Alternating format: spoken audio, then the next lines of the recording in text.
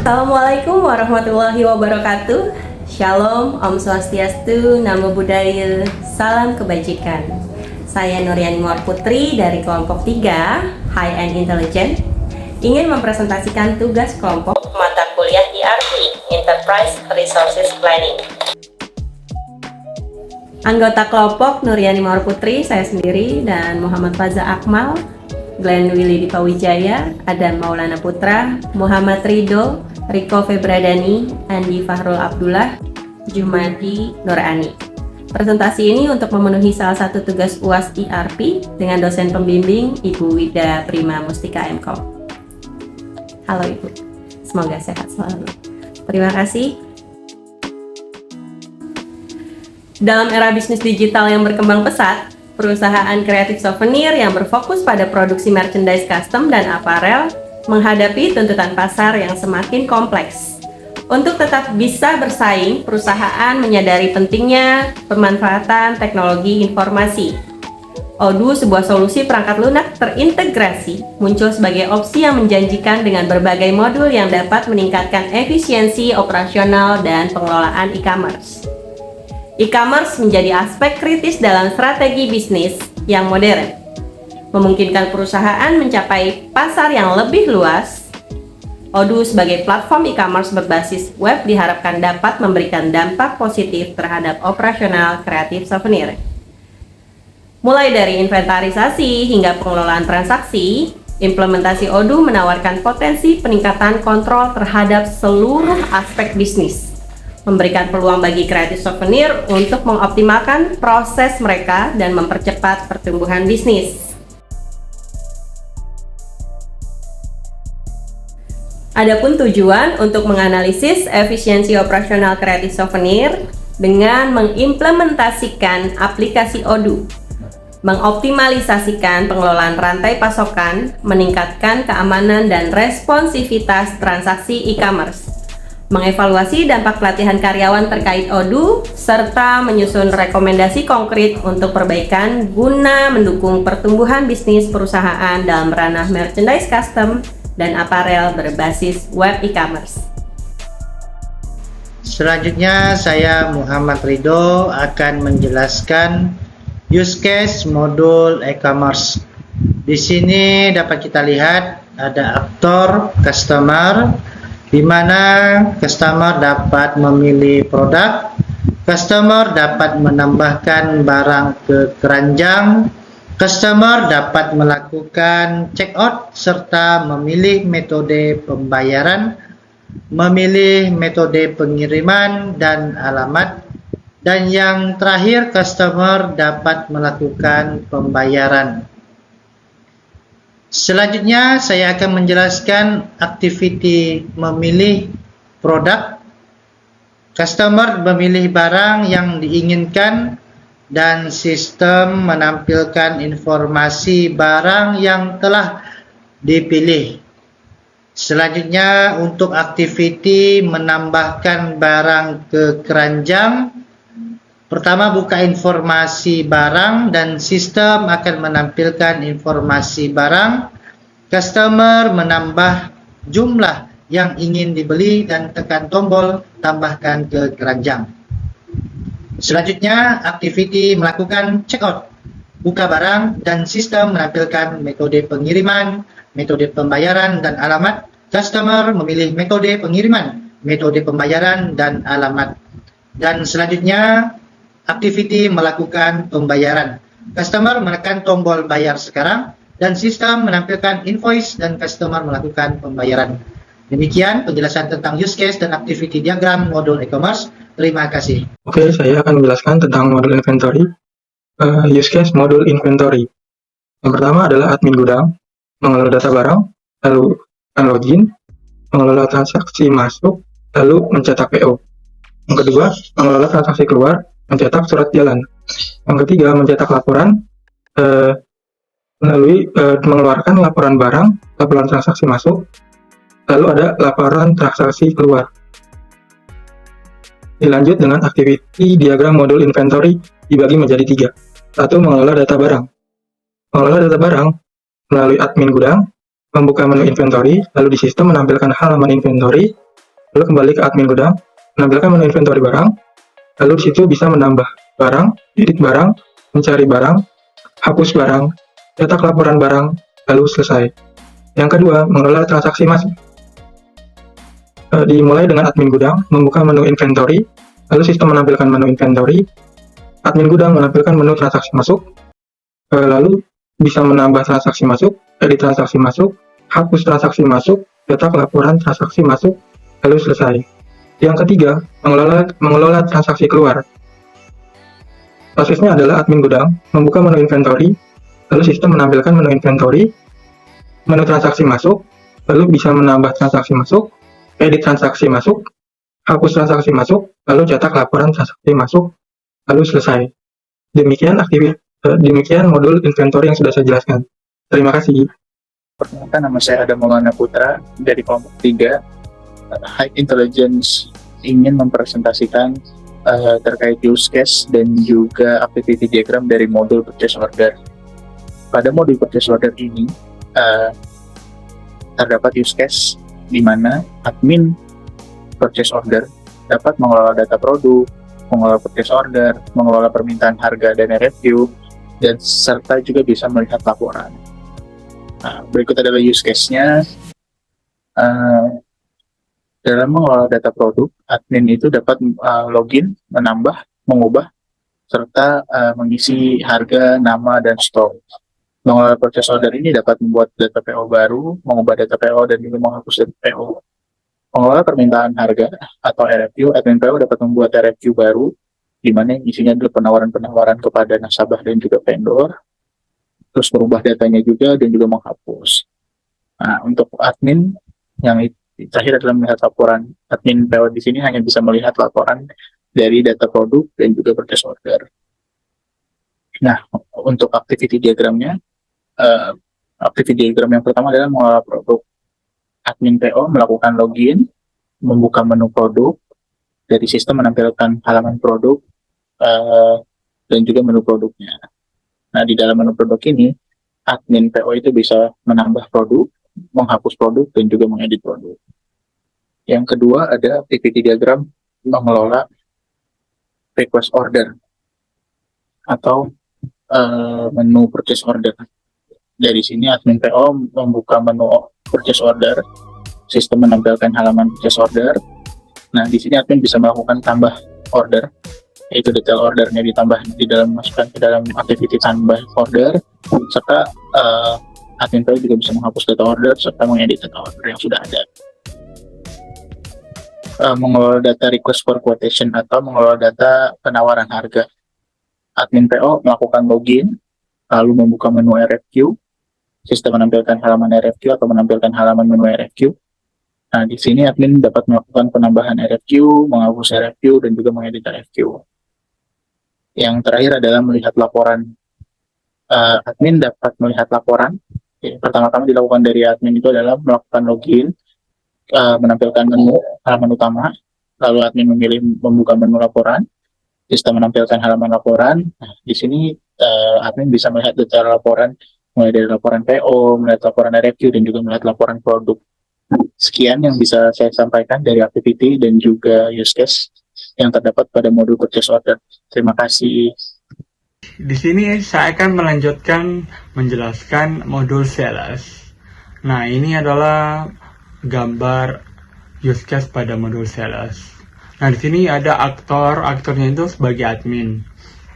Nah, admin ini dapat melakukan login, pemilihan modul sales, isi data company, pemilihan produk pemesanan, bisa mengirim ke email customer, membuat invoice. Setelah membuat invoice, si admin ini bisa mengkonfirmasi invoice bahwa pemesanan ini customer sudah melakukan pemesanan, dan admin ini meregister payment atau mengecek ulang pembayaran yang telah dilakukan oleh customer. Halo Ibu Wida dan rekan-rekan semuanya, pada kesempatan kali ini saya akan menjelaskan tentang use case diagram dan activity diagram modul CRM pada aplikasi Odoo yang diterapkan pada perusahaan kreatif souvenir. Untuk yang pertama adalah use case diagram. Di sini terdapat satu aktor, yaitu staf CRM, kemudian terdapat 4 aktivitas. Aktivitas yang pertama adalah login, menggunakan username email dan password. Kemudian aktivitas yang kedua, mengelola pipeline. Aktivitas yang ketiga, mengelola data customer. Dan aktivitas yang keempat, melihat laporan. Selanjutnya, untuk activity diagram. Activity diagram yang pertama adalah activity diagram untuk mengelola pipeline. Di sini user dimulai dengan membuka modul CRM, kemudian sistem akan menampilkan halaman modul CRM. Kemudian setelah itu dari user dapat memilih menu sales, kemudian ke my pipeline. Di sini user bisa membuat leads baru ataupun mengupdate leads yang sudah ada. Selanjutnya, activity diagram yang kedua adalah mengelola data customer. Di sini dimulai dengan user membuka modul CRM, kemudian sistem akan menampilkan halaman modul CRM. Setelah itu, user bisa memilih menu sales, kemudian customer. Di sini, user dapat membuat customer baru ataupun mengupdate data customer yang sudah ada. Demikian penjelasan atas use case diagram dan activity diagram pada modul CRM aplikasi Odoo yang diterapkan pada perusahaan kreatif souvenir. Terima kasih. Assalamualaikum warahmatullahi wabarakatuh. Pada kesempatan ini, izinkan saya untuk menjelaskan tentang use case dan activity diagram menu employees. Alur use case modul employees. 1. Login. Admin melakukan login ke dalam sistem menggunakan email dan password. Yang kedua, mengelola data karyawan. Admin setelah login dapat menambah, mengubah, dan menghapus data karyawan. Yang ketiga, mengelola data departemen. Admin dapat menginput data departemen karyawan. Yang keempat, mengelola reporting. Admin dapat menambah sertifikasi karyawan. Activity diagram mengelola data karyawan. Alur diagram activity mengelola data karyawan. Admin membuka menu employees. Setelah itu, sistem menampilkan menu halaman employees. Menu yang dapat dipilih adalah menambah data karyawan, mengubah data karyawan, dan menghapus data karyawan. Activity diagram mengelola data departemen. Alur activity diagram departemen mengelola data departemen. Admin dapat membuka menu departemen. Setelah itu, sistem menampilkan menu halaman departemen. Menu yang dapat dipilih adalah menambah data departemen, mengubah data departemen, dan menghapus data departemen. Activity diagram mulai reporting. Alur diagram activity mulai reporting. Admin membuka menu reporting. Setelah itu, sistem menampilkan menu halaman reporting. Menu yang dapat dipilih adalah menambah data sertifikasi. Demikian penjelasan dari saya tentang use case dan activity diagram employees. Hai, saya Glenn Willy Wijaya. Saya akan menjelaskan untuk modul invoicing dari use case diagram dan activity diagram. Nah, yang pertama kali saya akan jelaskan yaitu use case diagram untuk modul invoicing. Dan tampilannya itu seperti ini. Terdapat 7 use case dan 1 aktor yaitu admin pengguna. Dan saya akan jelaskan semua use case yang terdapat di dalamnya. Yang pertama yaitu login diperlukan untuk mengakses modul invoicing-nya ini. Dan yang selanjutnya setelah melakukan login, kita dapat membuat atau mengelola data perusahaan. Di dalam ini kita bisa membuat data perusahaan, misalnya nama ataupun alamat. Dan yang selanjutnya setelah melakukan itu, yaitu mengelola layout dokumen. Di dalamnya kita bisa mengatur tata letak ataupun tulisan yang akan kita tampilkan dalam dokumen invoice-nya. Setelah itu kita bisa mengunduh hasil atau preview yang telah kita buat. Setelah puas dengan hasilnya, kita bisa membuat invoice-nya ini. Membuat invoice ini, kita bisa memasukkan data pembeli ataupun barang. Setelah melakukan semua itu, kita bisa membuat pembayaran. Kita bisa memilih pembayaran apa yang akan dilakukan, misalnya QRIS ataupun transfer bank. Setelah melakukan itu, kita bisa mengirimkan atau mengunduh invoice yang telah kita buat. Sekian dari use case diagram untuk modul invoice-nya. Yang akan saya jelaskan selanjutnya adalah activity diagram. Nah, saya akan menjelaskan yang selanjutnya, yaitu activity diagram untuk modul invoicing. Di dalam modul invoicing terdapat 3 activity diagram, yaitu mengelola data perusahaan, terus mengelola layout dokumen, dan yang terakhir yaitu membuat invoice. Nah, saya akan menjelaskan untuk mengelola data perusahaan. Di dalam activity diagram ini terdapat pengguna dan sistem. Yang pertama kali melakukan activity atau kegiatan di dalamnya yaitu pengguna, lalu sistemnya. Nah, di dalam ini pengguna membuka modul invoicing-nya dan sistem akan menampilkan halaman invoicing-nya. Dan yang selanjutnya setelah dibuka, setelah ditampilkan, pengguna akan memilih atau membuka menu atur data perusahaan. Nah, di dalamnya setelah membuka itu terdapat 3 yang kita bisa lakukan di dalamnya. Kegiatannya yaitu membuat data perusahaan, mengubah data perusahaan, atau menambah data cabang perusahaan. Setelah kita melakukan semuanya, kita bisa menyimpan data perusahaan tersebut. Dan selesai pada mengelola data perusahaan. Yang selanjutnya saya akan jelaskan yaitu mengelola layout dokumen. Di dalam activity diagram ini sama seperti activity diagram sebelumnya terdapat pengguna dan sistem. Pengguna akan memulai suatu activity, suatu kegiatan yaitu membuka invoicing, lalu sistem akan menampilkan halaman invoicing tersebut, dan setelah dilakukan itu, pengguna akan membuka menu atur layout dokumen seperti itu.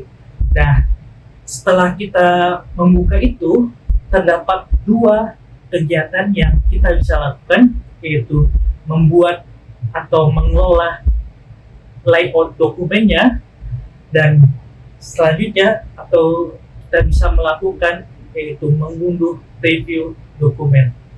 Setelah kita melakukan semua itu, kita akan menyimpan data yang sudah kita buat atau yang sudah kita kelola tersebut.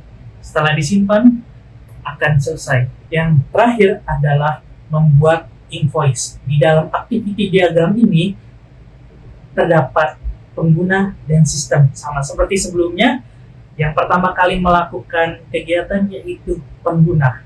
Pengguna akan membuka modul invoicing, lalu sistem akan menampilkan halaman invoicing tersebut, lalu pengguna akan membuka menu membuat invoice. Lalu di dalamnya selanjutnya yaitu pengguna akan membuat data pembeli dan barangnya. Lalu setelah dilakukan itu, pengguna akan mengkonfirmasikan hasil invoice tersebut yang telah dibuat. Setelah itu, kegiatan yang dilakukan terdapat 2, yaitu membuat pembayaran dan mengirimkan atau mengunduh invoice. Setelah dilakukan semua kegiatan-kegiatan itu, activity diagram untuk membuat invoice ini selesai. Nah, sekian dari saya untuk modul invoicing, dan selanjutnya akan dilanjutkan oleh anggota kelompok kami. Di sini ada beberapa produk yang sudah kita tambahkan ya, belum semuanya, hanya beberapa. Mungkin saya akan menambahkan produk baru. Kita pilih dulu gambarnya. Misalkan saya mau namain flash disk. Tambahkan flash disk ya. Ini kita namakan flash disk, misalkan 32 GB custom. Nah, untuk sales price-nya harga jualnya itu misalkan kita jual flash disk berapa ya? Flash disk misalkan 200. Untuk pajaknya 5%, harga belinya kita beli misalkan 180. Nah, produk kategorinya kita flash disk ya. Flash disk kita create yang belum ada.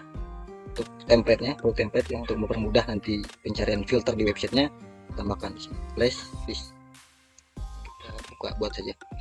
Untuk sales di sini, pada out of stock ini kita uncheck ya, kita uncheck supaya nanti ketika produk ini stoknya habis atau tidak ada atau nol ya, itu tidak dapat dilakukan pemesanan atau penjualan ke customer. Jadi kita uncheck saja. Lalu kita kasih pesan di sini di message-nya ya. Maaf, produk ini habis. Untuk show available quantity-nya kita tambahkan 100. Jadi di bawah 100 dia akan menampilkan jumlah sisa stoknya. Lalu purchase ya, tambahkan vendornya. Sedangkan di sini flash disk ini dari PT Kartika Murni. Terus untuk harga belinya tadi ya itu 180. Tambah pengirimannya 3 hari. Lalu inventory ya. Untuk beratnya 0,3, untuk ininya 0,2, volumenya custom rate-nya 3 hari ya, 3 hari. Untuk ininya originnya Indonesia. Nah, udah. Oke, kita simpan. Oke, berhasil disimpan. Nah, sini ada update quantity, jadi stok awal. Kalau misalkan ada stok awalnya bisa diupdate di sini untuk jumlahnya ada berapa stok awalnya. Kalau misalkan ini sekarang mungkin kita kosongkan dulu ya, biarkan dia kosong. Nah, jadi produk ini sudah masuk ke sini. Nah, sini ada flash disk ya, sudah masuk ke inventory. Cuman belum tampil di website karena belum dipublish ke website. Nah, di sini caranya kita klik ya, go to website ini kita klik. Nah, di sini kita checklist yang ini. Nah, biar dia publish ya. Jadi terpublish lah, terpublish. Ini karena stoknya kosong ya, nah, maka tampil ya, sesuai dengan yang kita tambahkan tadi, itu maaf produk ini habis. Notifikasi bisa didapatkan ya. Di sini tinggal dimasukkan saja emailnya. Nah, nanti produk ini ada ya, stoknya ada, dia akan memberi notifikasi ke email yang ditambahkan di sini. Kita kembali lagi ke produk ya, ke produk. Lalu di produk ini overview mengenai receipt dan delivery order. Jadi receipt itu transaksi barang masuk, kalau dari delivery order itu transaksi barang keluar ya. Jadi setiap ada transaksi barang masuk, entah itu barang masuk atau barang keluar, itu harus divalidasi oleh admin inventory ini. Nah, supaya kenapa? Nah, supaya jumlah stoknya itu bertambah atau berkurang. Kalau tidak divalidasi ya, jumlah stoknya akan bertahan di situ. Akan 0, kita melakukan purchase gitu. Kalau divalidasi ya, dia akan tetap 0.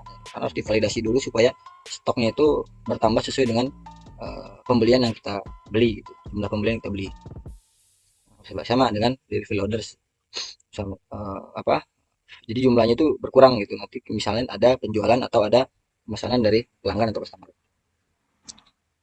Lalu yang kedua, di sini saya akan menjelaskan yang purchase ya. Purchase karena nyambung ya antara inventory dan purchase ini. Di sini ada RFQ ya, atau penawaran, permintaan penawaran di sini. Ya, ada RFQ, ada PO, dan ada vendor. Untuk vendornya ada beberapa yang sudah kita tambahkan ya, seperti tadi ya, Kartika Murni, Sejahtera, Monataro. Di sini saya akan menambahkan RFQ baru ya. Kita tambahkan RFQ baru. Nah, sini untuk vendornya mungkin ya tadi ya, PT Kartika Murni. Untuk order deadline-nya ini paling lama tanggal 15, kita tanggal 15. Nah, untuk expired-nya biarin aja, ininya kosongin. Nah, kita tambahkan vendornya, produknya. Tambahkan, sekarang produk yang baru kita tambahkan itu flash disk ya. Harganya sudah 180. kita mau beli 20. Lalu setelah itu kita bisa confirm, bisa langsung confirm ordernya atau mau di print dulu ya. Nah, kita print dulu deh. Kita print untuk RFQ-nya, kita print. Oke, ini contoh RFQ-nya. Nah, sudah kita buat. Nah, lalu kita confirm order. Kita confirm. Ini adalah kita confirm ya. Lalu dia jadi PO. Jadi dari penawaran ya, kalau kita sudah confirm dia akan menjadi PO ya. Ini PO. Ini bisa ke apa? Ada receive produk ya, atau terima produk. Kalau misalkan produk itu sudah datang, nanti tunggu di tanggal 11. Mungkin di tanggal 11 mungkin enggak. Untuk contoh mungkin sudah kita terima misalkan produknya. Produknya sudah kita terima. Nah, jadi PO ini kita terima ya. Lalu kita balik lagi ke inventory. Nah, di sini ada satu proses receipt atau transaksi barang masuk. Misalkan barang sudah masuk ya, kita bisa validasi di sini. Kita bisa validasi di sini. Misalkan kita validasi ya, maka harusnya stok si resis itu akan bertambah. Nah, jadi 20 unit ya, sesuai dengan pembelian yang kita lakukan tadi. Lalu kita balik ke purchase ya. Di sini tadi dia sudah jadi PO. Di sini cuman dia menunggu pembayaran. Nah, kita lakukan pembayarannya, kita create bill. Nah, di sini kita create bill. Untuk bill date-nya sekarang tanggal 11 ya. Nah, terus ininya receipt banknya BNI, bank yang dimiliki oleh vendor si PT Kartika Murni itu yang BNI ya. Ini nomornya, ini nomor contoh ya. Lalu kita confirm. Nah, kita confirm, dia sudah confirm ya. Terus kita register payment atau kita buat untuk pembayarannya, kita buat di sini. Ini yang bank ya, manual. Terus ya ininya manual aja. Artinya kita transfer ya ke bank BNI. Kita create payment. Oke. Sudah dibayar aja, in payment, berarti kan sudah dibayar. Kita balik lagi ke PO. Nah, di sini sudah statusnya sudah menjadi fully bill ya, fully bill. Oke, nah, di barangnya sudah bertambah stoknya sini 20 unit. Kalau kita akan masuk ke website ya, ketika kita masuk website kita akan melakukan pemesanan. Nah, ini website yang kita miliki ya, di sini. Langsung aja ke toko. Ada beberapa produk di sini. Misalkan ini bisa kita filter, mau agenda saja ya. Nah, atau mau apa di sini tentang harganya kamu sesuaikan gitu. Ini bisa disesuaikan filternya. Contohnya di pelanggan ini kita mau beli apa ya? Beli flash disk lah yang tadi. Mau beli flash disk. Nah, keluar dia hanya sisa 20. Kita mau belinya misalkan 2 aja. Kita tambahkan ke keranjang. Oke, sudah masuk ke keranjang. Kita lihat di keranjang. Nah, ini sudah kita check out ya. Kita bisa konfirmasi ordernya untuk pengirimannya. Kita mau standar apa yang JNE Express. Sini metodenya kita pakai yang JNE Express lah biar cepat. Kita pakai JNE Express. Oke, harganya 25.000. Nah, terus metodenya untuk pengirimannya biar transfer ya. Untuk pengirimannya kita edit dulu deh untuk pengirimannya. Atau mau di sini aja, contoh di sini nggak apa ya. Ini mana ke sini, oke, kita konfirmasi. Mohon maaf sinyalnya agak-agak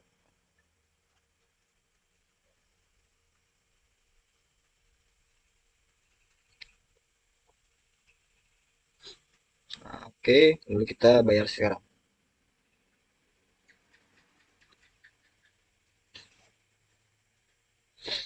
Tunggu ya loading. Nah, ini terima kasih atas pemesanan Anda ya. Jadi pesanan sudah masuk ya. Mohon dibuatkan untuk pembayaran ke Bank Creative Souvenir. Bank Creative Souvenir ini gitu. Ini kita bisa cetak untuk buktinya, untuk bukti pemesanannya kita bisa cetak atau pembeliannya. Nah, ini totalnya 446.250. Itu kita bisa lakukan pembayaran ke Bank BCA. Lalu kita cek lagi ya, nanti sudah dilakukan pembayaran, kita cek sini. Lalu setelah masuk tadi ya, pesanannya sudah masuk ya. Nah, kita buka di shelf di sini ya. Kita buka di shelf terus ke sales time ini ya. Di website itu ada 3 permintaan. Ini yang tadi ya, 442.000, ini 446.000. Nah, ini kita buka. Nah, ini ya, jadi misalnya kita confirm. Oke, kita confirm, kita buat untuk invoice-nya. Ya. Jadi dia beli 2.400, terus untuk itunya 25.000 ya untuk pengirimannya. Oke, kita buat invoice-nya. Oke, reguler aja, kita buat draft-nya. Oke, ini sudah masuk draft-nya ya, bisa di review atau ini. Lalu kita confirm untuk invoice-nya. Oke, ini kita bisa send ya, kita kirim dan print ya, kita bisa kirim untuk ke emailnya, email yang pelanggan tadi. Masih loading. Oke. Nah, ini untuk invoice-nya. Nah, invoice-nya ini ya, oke, kita register payment.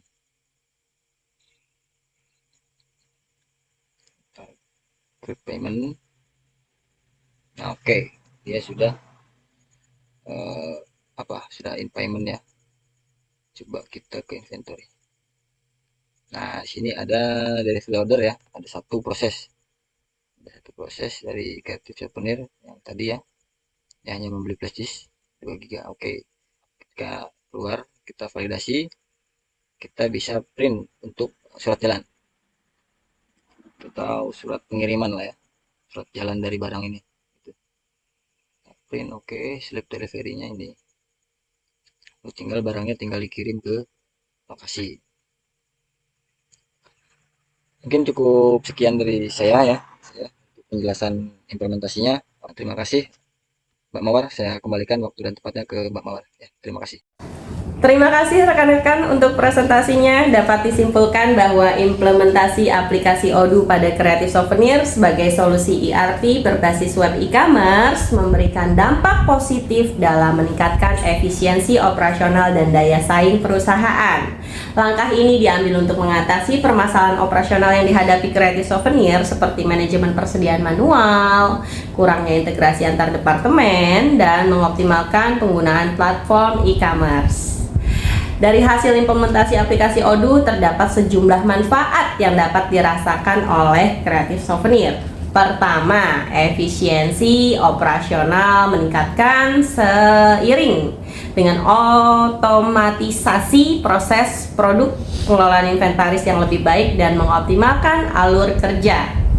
Kedua, integrasi di antara departemen telah menciptakan sinergi antar produk, pemasaran, keuangan, dan menghilangkan hambatan komunikasi dan meningkatkan kolaborasi. Ketiga, pemanfaatan optimal platform e-commerce memberikan peningkatan visibilitas online dan daya tarik kepada pelanggan. Maka dari itu kami dapat sarankan, meskipun implementasi Odoo telah memberikan dampak positif, beberapa saran yang dapat diajukan untuk meningkatkan hal tersebut adalah yang pertama, pelatihan karyawan. Memberikan pelatihan yang memadai kepada karyawan agar dapat menggunakan sistem Odoo dengan optimal dan memaksimalkan manfaatnya.